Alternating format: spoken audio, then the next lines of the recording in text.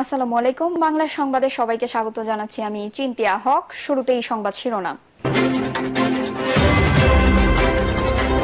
Doctor ইউনূসের বিরুদ্ধে ৫ মামলা বাতিলের রায় বহাল। বিমান দুর্ঘটনায় মারা গেছেন বাশার আল আসাদ। জানাবো আলু পেঁয়াজ চালে বাংলাদেশ ভারতের উপর কতটা নির্ভরশীল। ভয়েস অফ আমেরিকা বাংলার জরিপ, ভারতের চেয়ে পাকিস্তানকে বেশি পছন্দ করে বাংলাদেশিরা। এবং সর্বশেষ জানাবো ভারতীয় গণমাধ্যমের অপপ্রচারের বিরুদ্ধে দেশের গণমাধ্যমকে সচেতন ভূমিকা পালন করতে হবে। দর্শক শুনছিলেন সংবাদ শিরোনাম, এখন বিস্তারিত। ডক্টর ইউনূসের বিরুদ্ধে ৫ মামলা বাতিলের রায় বহাল। অন্তর্বর্তী সরকারের প্রধান উপদেষ্টা নোবেল জয়ী অর্থনীতিবিদ ডক্টর মোহাম্মদ ইউনূসের বিরুদ্ধে শ্রম আইনের ৫ মামলার কার্যক্রম বাতিল করে হাইকোর্টে দেওয়া রায় বহাল রেখেছেন সুপ্রিম কোর্টের আপিল বিভাগ। এই আদেশের ফলে শ্রম আইনের ৫ মামলার কার্যক্রম বাতিল করে হাইকোর্টের দেওয়া রায় বহাল থাকলে বলে জানিয়েছেন ডক্টর ইউনূসের পক্ষের আইনজীবী। আদালতে ডক্টর ইউনূসের পক্ষে শুনানি করেন সিনিয়র আইনজীবী ব্যারিস্টার মুস্তাফিজুর রহমান খান আর রাষ্ট্রপক্ষে শুনানি করেন অতিরিক্ত অ্যাটর্নি জেনারেল অনিক আর হক। গত ২৪ অক্টোবর বিচারপতি এ কে এম আসিফুজ্জামান, বিচারপতি সৈয়দ এনায়েত হোসেন সমন্বয়ে গঠিত হাইকোর্ট বেঞ্চ ডক্টর মোহাম্মদ ইউনূসের বিরুদ্ধে শ্রম আইনের এই ৫ মামলায় ও মানহানির ১ মামলায় কার্যক্রম বাতিল করে রায় দেন।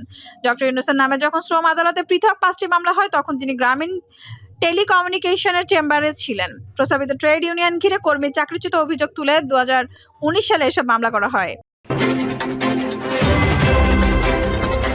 বিমান দুর্ঘটনায় মারা গেছেন বাশার আল আসাদ। সিরিয়ায় বিদ্রোহীদের তড়িৎ গতির আক্রমণের মুখে ২ যুগেরও বেশি সময় ধরে ক্ষমতা থাকা প্রেসিডেন্ট বাশার আল আসাদের শাসনের অবসান ঘটেছে। দেশটির ইসলামপন্থী সশস্ত্র বিদ্রোহী গোষ্ঠী হায়াত তাহরির আল শামস এইচটিএস রোববার এক বিবৃতিতে বলেছেন, রাজধানী দামেস্ক এখন আসাদ মুক্ত। বিদ্রোহীদের দামেস্কের প্রাণকেন্দ্রে ঢুকে পড়ার সময় ব্যক্তিগত একটি বিমানে করে উড়াল দিয়েছিলেন বাশার আল আসাদ। কিন্তু বর্তমানে তিনি কোথায় রয়েছেন সে বিষয়ে বিস্তারিত কোনো তথ্য পাওয়া যাচ্ছে না। তবে তুরস্কের পররাষ্ট্রমন্ত্রী ফরাসি বার্তা সংস্থা এএফপি কে বলেছেন বাশার আল আসাদ সম্ভবত সিরিয়ার বাইরে রয়েছেন। যদিও সিরিয়ার ২টি নিরাপত্তা সূত্রে বরাত দিয়ে ব্রিটিশ বার্তা সংস্থা রয়টার্স বলছে, প্রেসিডেন্ট বাশার আল আসাদের বিমান দুর্ঘটনায় মারা যাওয়ার উচ্চ সম্ভাবনা রয়েছে, কারণ দামেস্ক থেকে তাকে বহনকারী বিমানটি উড্ডয়নের কিছুক্ষণ পর উপকূলীয় এলাকায় গিয়ে অনেকটা আকস্মিকভাবে দিক পরিবর্তন করে। বিমানের এই দিক পরিবর্তন নিয়ে রহস্য তৈরি হয়েছে। বিশ্বজুড়ে বিমানে চলাচল পর্যবেক্ষণকারী ওয়েবসাইট ফ্লাই রাইডার বলছে, আসাদকে বহনকারী বিমানটি সিরিয়ার মানচিত্র থেকে অদৃশ্য হয়ে গেছে। ফ্লাই রাইডারের তথ্য অনুযায়ী বিদ্রোহীর সিরিয়ার রাজধানী দামেস্কের দখল নেওয়ার খবর ছড়িয়ে পড়ার পরপরই একটি বিমান দামেস্কের বিমানবন্দর থেকে উড্ডয়ন করেছে। বিমানটি প্রাথমিকভাবে সিরিয়া উপকূলীয় অঞ্চলের দিকে উড়েছিল। ওই অঞ্চলটিতে আসাদ সমর্থিত আলাউদ সম্প্রদায়ের শক্ত ঘাঁটি রয়েছে, কিন্তু সেখানকার আকাশে পৌঁছানোর পর আকস্মিক ইউ টার্ন নেয় বিমানটি। এরপর কয়েক মিনিটের জন্য বিপরীত দিকে উড়ে যায় এবং কিছুক্ষণ পর মানচিত্র থেকে অদৃশ্য হয়ে যায় বিমানটি। তবে দামেস্কে থেকে উড্ডয়ন করা ওই বিমানের প্রেসিডেন্ট বাশার আল আসাদ ছিলেন কিনা তা তাৎক্ষণিকভাবে নিশ্চিত হতে পারেনি রয়টার্স। যদিও সিরিয়ার নিরাপত্তা সূত্র রয়টার্সকে বলছে, প্রেসিডেন্ট আসাদের বিমান দুর্ঘটনায় নিহত হওয়ার প্রবল সম্ভাবনা রয়েছে। তার বিমানটি কেন আকস্মিক নিউটার্ন নিয়েছে সেটি ঘিরে রহস্য তৈরি হয়েছে। সিরিয়ার লৌহ শাসন বাশার আল আসাদের পতনের সাথে সাথে দেশ জুড়ে আনন্দ উল্লাসে মেতে উঠেছেন লাখ লাখ মানুষ। দেশটির প্রধানমন্ত্রী মোহাম্মদ কাজী আল জালালি সিরিয়ার অবাধ নির্বাচন অনুষ্ঠানের আহ্বান জানিয়েছেন। তিনি বলেন, এই নির্বাচনের মাধ্যমে সিরীয় নাগরিকরা তাদের নেতা বেছে নেবেন। জালালি বেঁধেছেন, দেশের এই ক্রান্তিকাল অতিক্রমের জন্য তিনি বিদ্রোহী কমান্ডার ইসলামপন্থী সশস্ত্র বিদ্রোহী গোষ্ঠী হায়াত তাহরির আল শামসের এইচটিএস প্রধান আবু মোহাম্মদ আল জোলানির সাথে আলোচনার জন্য যোগাযোগ করেছেন, যা দেশটির রাজনৈতিক ভবিষ্যৎ গঠনের প্রচেষ্টা উল্লেখযোগ্য অগ্রগতি বলে মনে করছেন বিশ্লেষকরা। প্রেসিডেন্ট বাশার আল আসাদের পাশাপাশি তার সন্তানও ক্যান্সার আক্রান্ত স্ত্রী আসমা কোথায় রয়েছেন তা এখনো জানা যায়নি। তবে সিরিয়ার এই প্রেসিডেন্ট মধ্যপ্রাচ্যের দেশ সংযুক্ত আরব আমিরাতে পৌঁছেছেন বলে গুঞ্জন ছড়িয়ে পড়লো। আমিরাতের প্রেসিডেন্টের কূটনৈতিক উপদেষ্টা আনোয়ার গার্গাস বলেছেন, আসাদ সংযুক্ত আরব আমিরাতে আছেন কিনা তা তিনি জানেন না। বাহরাইনের মানামা সংলাপে সাংবাদিকদের সঙ্গে আলাপকালে আনোয়ার গার্গাস সংযুক্ত আরব আমিরাতে আসাদ আশ্রয় নিতে পারেন এমন জল্পনার বিষয়ে মন্তব্য জানাতে চাইলে তিনি অস্বীকৃত জানান। তিনি বলেন, লোকজন জানতে চাইছেন বাশার আল আসাদ কোথায় যাচ্ছেন। সত্যিই দিনের শেষে এটি ইতিহাসের একটি পাত্রিক। আমি এটিকে গুরুত্বপূর্ণ মনে করি না। যেমনটা আমি বলেছি, শেষ পর্যন্ত এই বড় ঘটনার এক পাত্রিকা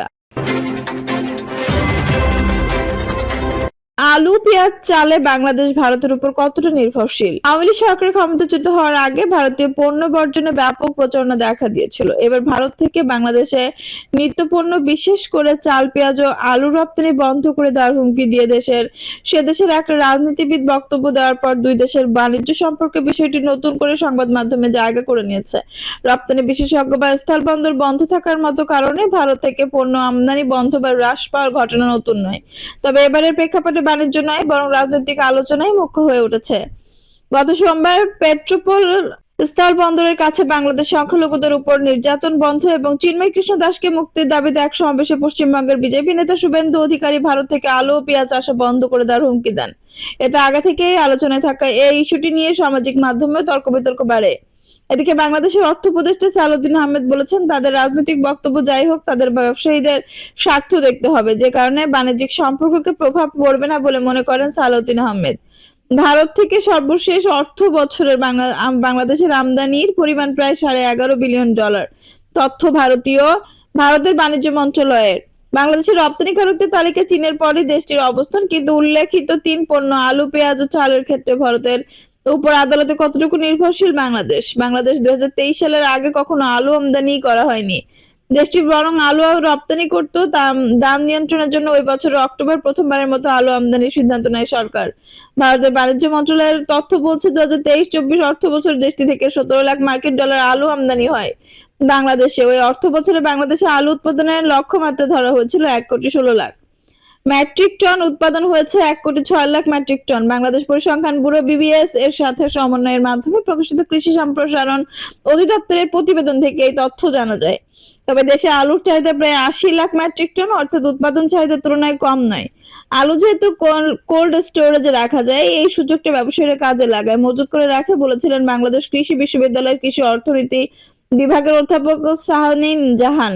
এর ফলে দাম বৃদ্ধির ঘটনা ঘটে, যে কারণে আমদানির দিকে যায় সরকার। আলু যদি সরাসরি বাজারে দিয়ে দিতে পারত কৃষক, অর্থাৎ সরবরাহ যদি স্বাভাবিক থাকতো, আমদানি নির্ভরশীলতা কমাতে যেত, বলেন অধ্যাপক জাহান। 2023-24 অর্থ বছরের জন্য 37 লাখ মেট্রিক টন উৎপাদন লক্ষ্যমাত্রা নির্ধারণ করেছিল কৃষি সম্প্রসারণ অধিদপ্তর। সেই লক্ষ্যমাত্রার বিপরীতে প্রায় 38 লাখ মেট্রিক টন পেঁয়াজ উৎপাদিত হয়েছে এবছর। কিন্তু এবছর ভারতের বাণিজ্য মন্ত্রণালয়ের পেঁয়াজ ও রসুন জাতীয় পণ্যের রপ্তানি হিসেবে দেখা যাবে। প্রতিবেশী বাংলাদেশ প্রায় $20 কোটি পণ্য পাঠিয়েছে। তারা বাংলাদেশের সার্বিক পেঁয়াজের চাহিদা 27 লাখ টন। 2023 সালের ডিসেম্বর এক সাক্ষাৎকারে এই তথ্য জানিয়েছিলেন মশলা গবেষক কেন্দ্রের তৎকালীন প্রধান বৈজ্ঞানিক কর্মকর্তা শৈলেন্দ্রনাথ মজুমদারের মতে, এর পুরোটাই দেশে উৎপাদিত পেঁয়াজ দিয়েই পূরণ করা সম্ভব। তবে কেন আমদানি করতে হয়? কৃষি অর্থনীতিবিদ হাসানীন জাহান বলেন, পেঁয়াজের বেলায় প্রজেকশন পূর্বাভাস ঠিকমতো করা হয় না। কৃষক হয়তো এক বছর দাম পাচ্ছে না, ফলে পরের বছর কম চাপ করে, কিংবা এক বছর দাম বেশি পেলে পরের চাষের পরিমাণ বাড়ে, ব্যাখ্যা করেন তিনি।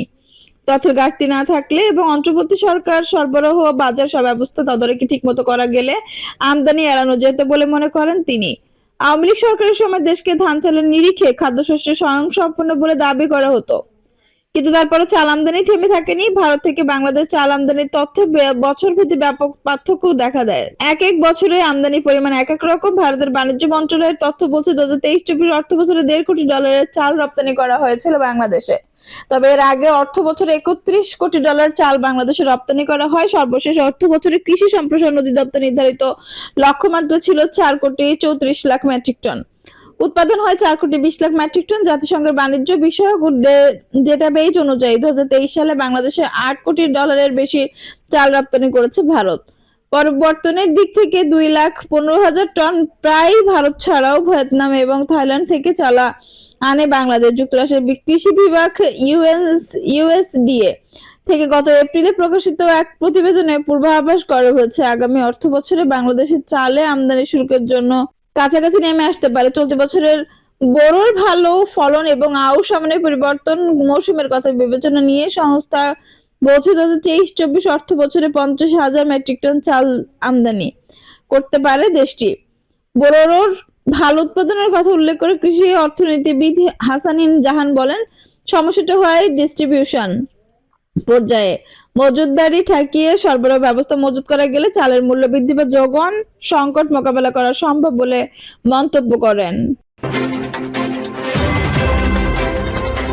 ভয়েস অব আমেরিকা বাংলার জরিপ, ভারতের চেয়ে পাকিস্তানকে বেশি পছন্দ করে বাংলাদেশিরা।